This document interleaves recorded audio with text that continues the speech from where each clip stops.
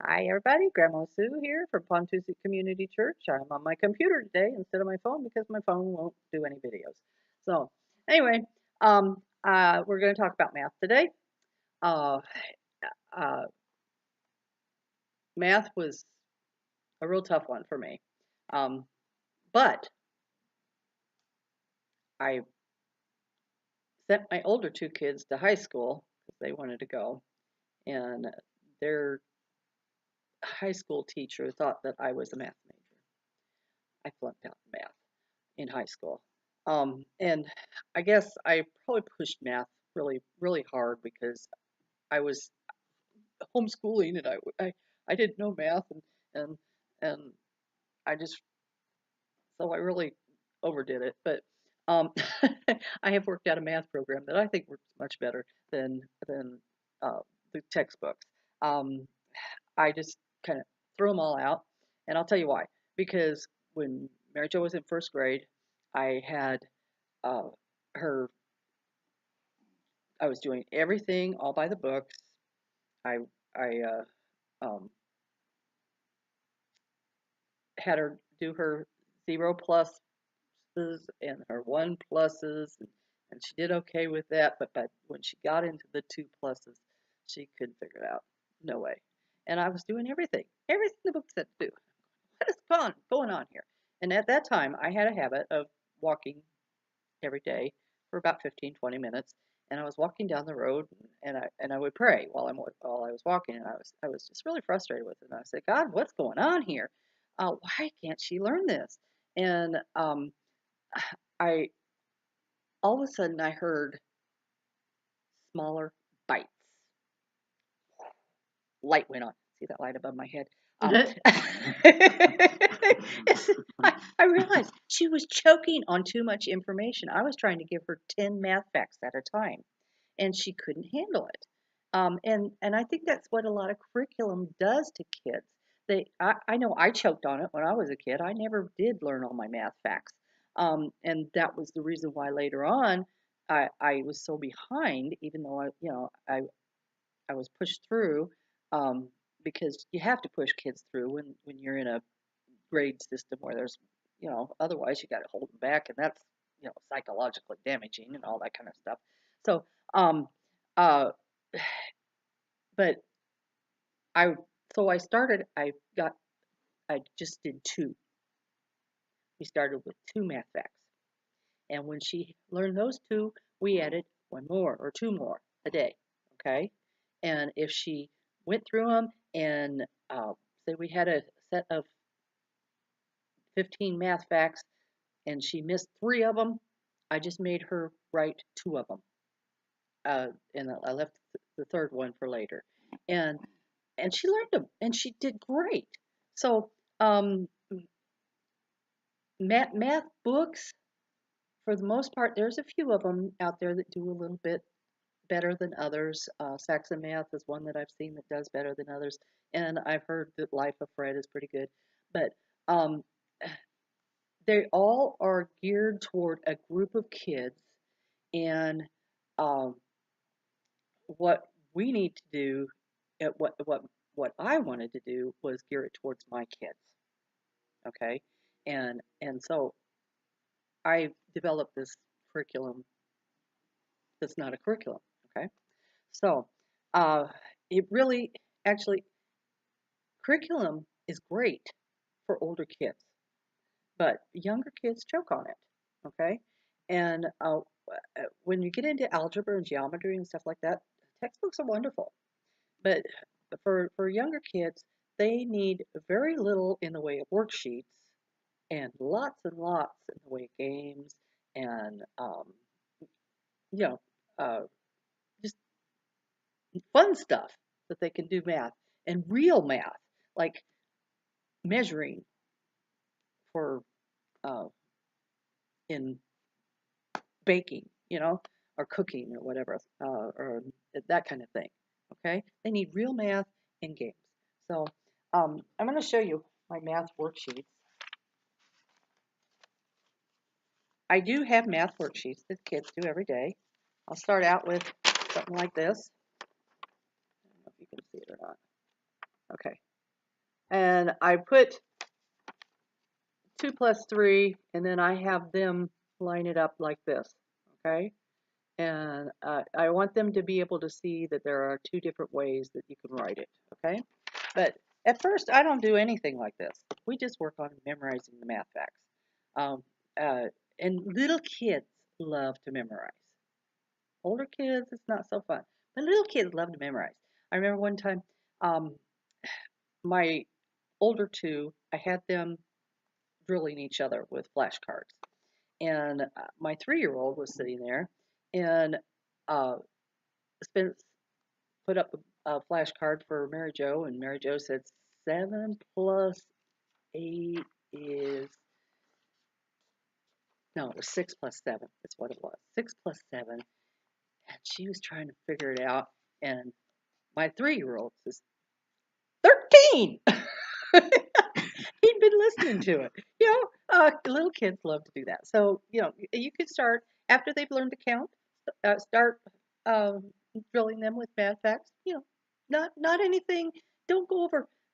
Children actually have a attention span that's about the number of minutes of their age. So, don't go over 3 minutes for your 3-year-old, okay, or 5 minutes for your 5-year-old.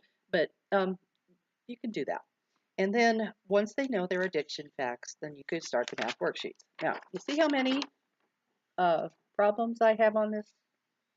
I have 4 to start out with, okay?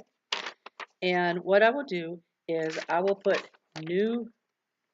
put review problems on the top, and then at the end we will have a couple of new concepts that they're working on, and then um, I will have them do word problems, but not until later. Okay. So anyway, I just I want you to know that your attitude towards math is gonna make all the difference for your kids. Okay. So there's some secrets that'll help you.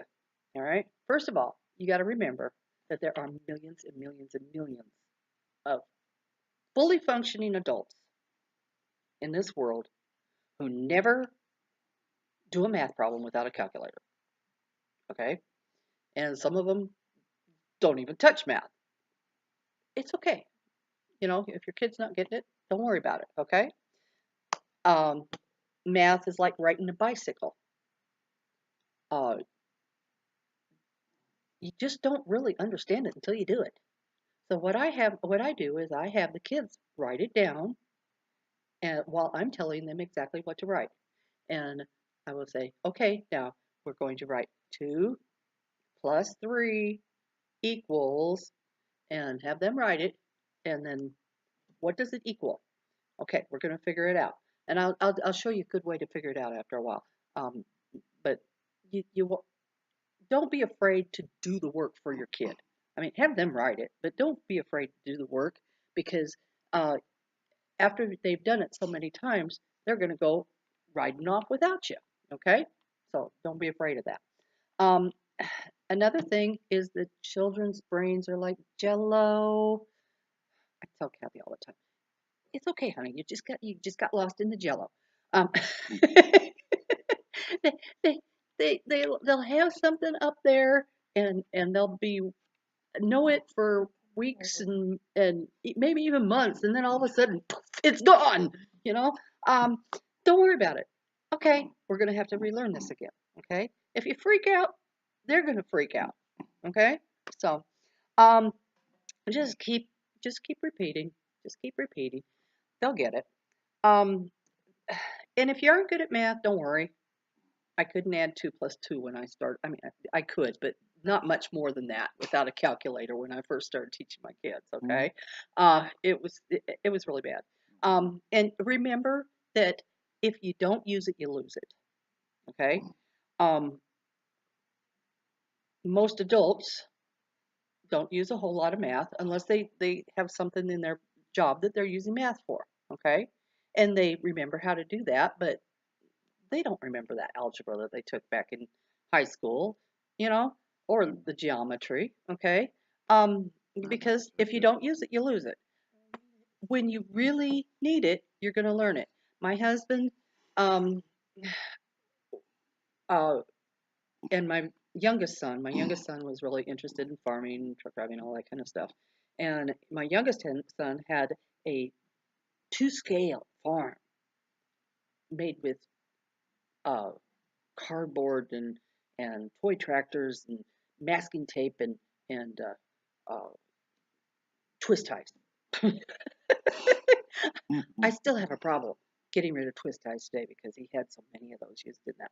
But and he always wanted twist ties. But anyway, they would sit down and they would do these complicated math uh, problems, algebraic problems, to figure out how much seed he needed for this two-scale farm and how much chemicals he needed and how much fertilizer he needed, things like that. Okay, so and Jesse learned it that way. That was really really good.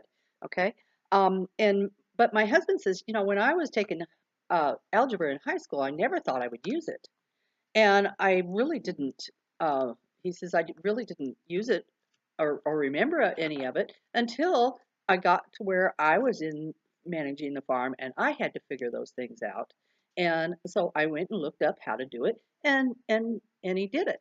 Okay, so um, don't get excited about it. Okay, now the other thing is that you're going to be able to learn it while they're learning it, and and you are motivated to learn it because you want to teach it to your kids. You want your kids to know this stuff. Um, and also, don't be afraid for your children to see you make mistakes or to struggle with the math, okay? Or anything else for that matter. When they see how you handle that and you say, "Oh, I don't know how to do this." I That's an example for them because you go and you find the information and you're giving them the example, okay? So it's not wrong. It's not horrible for you to be up here dumb before them, okay? Because you're just showing them that you're human and that you make mistakes and that you know how to fix them. And if you don't know how to fix them, you know how to find the answers, okay? All right. So don't worry about that. Okay. Now, um, there's a right order to teach math. I don't like the way the books do it. Okay. All right. First of all, you teach your child to count. Okay, and then you teach the two math facts at a time with addition. Okay, and then I only teach addition.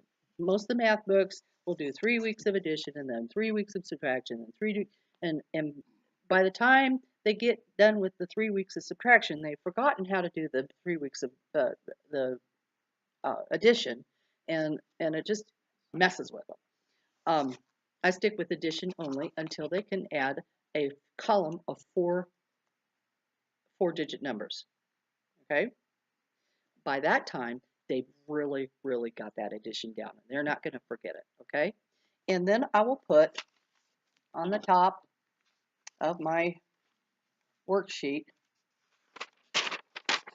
some review problems. Okay, about addition, how to do addition like this. Okay. All right.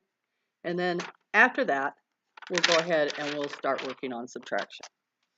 And we work on the subtraction facts. All right. Uh, uh, First, and then you go ahead and you start working on putting it down on paper. Do maybe 2 a day. All right. And then you go on from there. Uh, once you've got math, addition and subtraction down, I try to work on subtraction until they can do 2007 minus 4 1972. Okay. Um, so and when they can do that, then we go on to multiplication. Now, um, when they can do both subtraction and multiplication, I don't worry about word problems until they can do both of those. Okay, and the reason why I don't worry about them is because if you can only do addition, you know that every single word problem. What are you going to do in that word problem? You're going to add, okay? All right. And to me, word problems are about figuring out whether you're going to add, subtract, multiply, or divide, okay? So what I do is I wait until they know both the addition and subtraction, and then I get a little box like this one, okay? And I will get, now I took some of these off the internet, or you can go buy old math books at garage sales or whatever.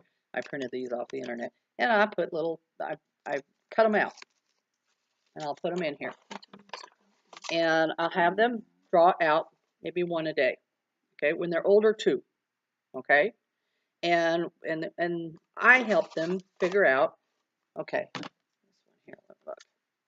Okay, we got 34 marbles are in the basket, 24 are red, and the rest are green. How many marbles are green? Okay, now when they're starting out, and even when they're older, it's really good to have them draw it. Draw the problem. Okay? Draw those 34 marbles. Color 24 of them red. The rest are green. Okay, and then they can see. All right. Now we got the word "and" here. Probably means plus. Okay. All right. And we've got a couple of numbers here, 34, 24, okay, and the rest are green. Wait a minute. That doesn't mean and, does it? Because the rest are. Ooh, okay. I thought maybe I had stopped here, but I'm not. I think I'm still going. The rest are green. So that's going to be a subtraction problem, okay?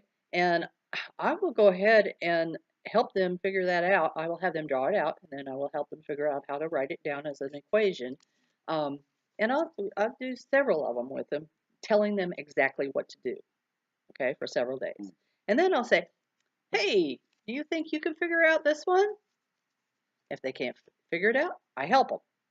If they can, great, okay? And so we keep doing that, all right? Now, and later on, when they know how to multiply, you're going to put multiplication problems in, and you put more problems in the box. Okay.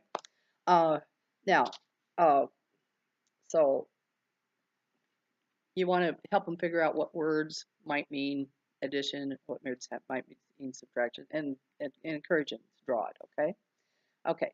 So you keep continuing doing one or two word problems a day, as well as a straight addition and a subtraction problem on their uh, worksheet. And instead of doing lots of repetition on the worksheet, I will do games, and they're going to be they do a lot better if for drill doing games. Okay. And I'll show you some of those games later that we play. Okay. Now, once they know how to add and subtract, and we're doing the word problems, we play store. Okay. What I do is we have a bunch of Post-it notes, sticky notes, and you put a price on here. Maybe anything from 1 cent to $58. Okay. And you have the kids go and put them on things around you can have a plate that's $10, or you can have it really gets hilarious when they put a penny on the computer and and $100 on a fork, but and then you have a play money, okay, and you give them each enough money that they could buy something, or two or three things or whatever, and they go out and they decide what they're going to buy and bring it back to the cashier. And I have one kid be a cashier, and the other person be uh, a the customer, or the other kids, depending on how many we've got there. And and I'll be one of the customers, or I'll be the cashier, okay? And we'll go through and add up how much they have, and then I teach them how to count back change. I think that's really important. If you don't know how to do that, look it up and find out. It makes it so much easier to do things like um, uh, oh, my brain's gone. It happens a lot. I have brain farts. I love that term. Um, it makes it so much easier to do things like garage sales or selling uh, for you're going out and selling for a fundraiser or something like that. So it's a really good thing to know how to count back change. Okay, so and then you're going to teach about money, okay, and how to count money. And I'm going to show you a game later that we've been doing to um, help figure out what the coins mean and that kind of thing. So and then once your child can understand that 96 cents is 96 pennies, um, they're pretty ready to do place values. Okay, so uh, teach your child. I just put a number down and I have them read it, and I'll go up to like a zillion, uh, and have them read it, and after we go there, we start on the decimals, 100 and 1/10, 126 hundredths, or 97 and thousandths, and I go to thousands. I go 4 digits out, teaching them how to read that. Now, and then you always want to make sure that you're reviewing all the time. Do those games, do those games, do those games, okay? And then you got all that down, and then I go into multiplication. And what I do with multiplications, I start with skip counting. And most schools teach twos, fives, and tens. I teach twos, threes, fours, fives, six, all the way up to 15. Okay, because if they know that, then they're going to, and if they get stuck on a multiplication problem, they're going to be able to count it out and figure out what it is. Okay, there are lots of songs out there that you can get on YouTube that teach skip counting. I've also got a little thing that I'll show you that I like to do, that the kids really enjoy when it comes to skip counting. And so once your child knows their twos and threes uh, in skip counting, then you can start working on multiplication, because they'll be able to say, okay, 2 times 3 is 2, 4, 6. Okay, all right. So and then you start working on those facts. Okay. So once they can multiply 4-digit numbers, okay, times each other, then you can go ahead and work on numbers with decimals, and then you cut up some more math books, put in some more problems, okay, and if you're taking your time to to really get your child to know how to do these things, okay, division's going to be a breeze. And I work on division, then work on the division facts, and then work on, because division is just backwards multiplication. And if they really know how to multiply, they'll be able to understand that. Okay. I do like to do when we're starting on long division, I like to uh, do some uh, manipulatives, like take corn or, something little, and uh, have them divided into groups, and show that there's three remainder, that kind of thing, okay, and show them how that looks on paper with the equation, okay. So um, all those things, if you do all those things, then you're going to get into fractions, order of operations, pre-algebra stuff. Now, a lot of people get all if their kids don't get this to begin with, okay, but I have found, honestly, that if you wait to teach all this, as this addition, the subtraction, and the division, all that kind of stuff, wait until they're ready. Um, I can usually take a 10-year-old uh, and teach them to where they're doing pretty complicated algebraic problems within 3 years. Okay, you start with a 3-year-old, and you're probably going to be 10 years. Okay. So, you know, it's it's good to be doing it with a 3-year-old, but don't get freaked out about it. Okay. They'll get it when they're ready. Okay. It's just like reading. They'll get it when they're ready. Okay. So, uh, if you just make sure that you don't give them tons of worksheet problems and do lots of games. Okay. So let's see here. I'm at 25 minutes right now. I think we'll go ahead and get into some of this stuff. Um, uh, First of all, the one thing that I love to show kids is how to do finger math. Okay. Many schools are realizing that kids are basically kinesthetic learners. They learn with their bodies, and they are going out and there's all kinds of math manipulatives that they buy, and you can buy really expensive math manipulatives. Okay, um, uh, I like this.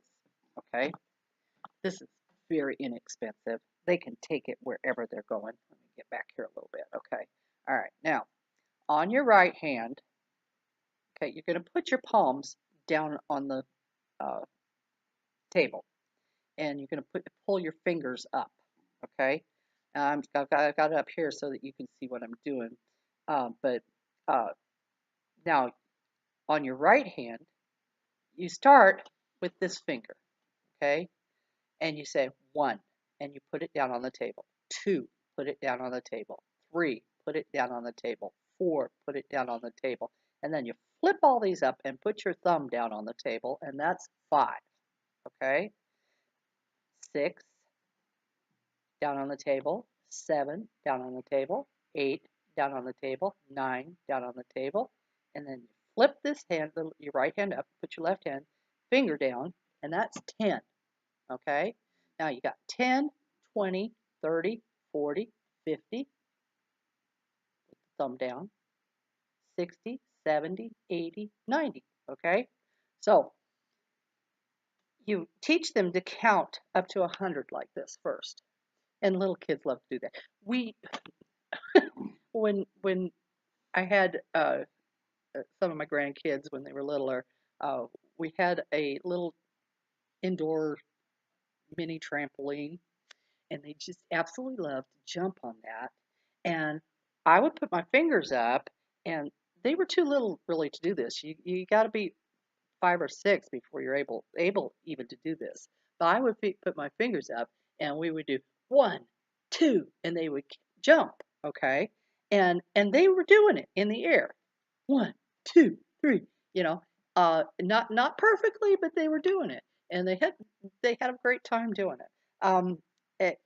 Then once they've learned that, then you can teach them that 3, 1, 2, 3.